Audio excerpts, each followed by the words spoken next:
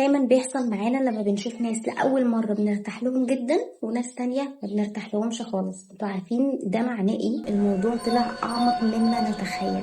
السر في الطفولة. انا هشرح لكم ازاي بالظبط ده بيحصل. انتوا هتتفاجئوا ان اللي حصل لنا ده مش صدفة ابدا، وده ليه حاجة قوية جدا في علم النفس بالذات في الطفولة.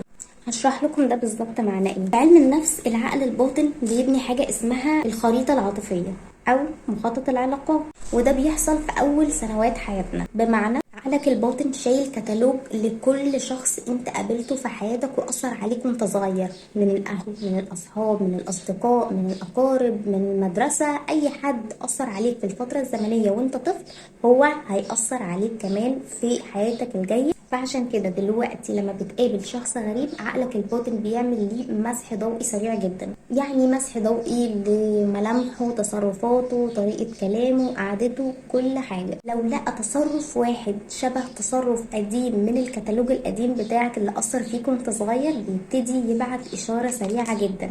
لو التصرف ده إيجابي بيطمنك ويقولك ان لا الشخص ده طيب وجميل زي فلان اللي كنا نعرفه زمان، بس طبعا مش هيقولك زي مين هو. خلاص انت الكتالوج بتاعك التصرفات دي طيبة زي فلان اللي حصل منه تصرف طيب ليا وانا صغير. والعكس طبعا صحيح، لو الشخص ده ليه تصرف او طريقة كلام او حتى يعني مليان شوية زي حد اثر فيا بشكل سلبي وانا صغيرة، فهيبتدي انه عقلي يعمل تحذير شديد جدا، وممكن يحصل توتر شديد مني بدون اي سبب تجاه الشخص ده، رغم ان هو ممكن يبقى طيب وعادي مفيهوش اي حاجة يعني.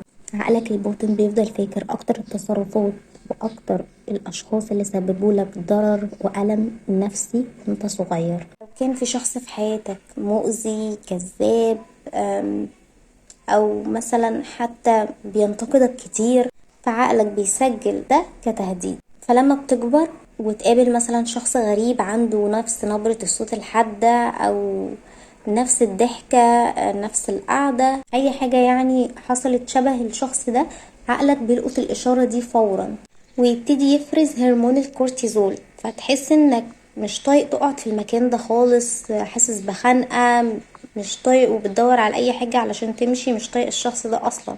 وعقلك يبتدي يبعتلك اشارة انه الشخص ده خطر، يعني يبتدي يبعتلك ان هو انا مش مرتاح للشخص ده، ومع انه يا جماعة ممكن يبقى شخص طيب ولطيف ومفيهوش اي حاجة وكده، بس حظه انه صادف يبقى شبه او في تصرفات شبه شخص اذاك زمان او شخص عمل معاك موقف مش حلوة. طب انتوا عارفين بقى ان في ناس بتحس ان الشخص ده مريح او مش مريح، ويبقى فعلا نظرتهم واحساسهم صح 100%.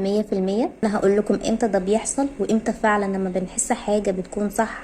هقول لكم ده الفيديو الجاي، بس ما تنسوش تدوسوا على زر الاشتراك او سبسكرايب علشان توصل لكم كل الفيديوهات الجاية.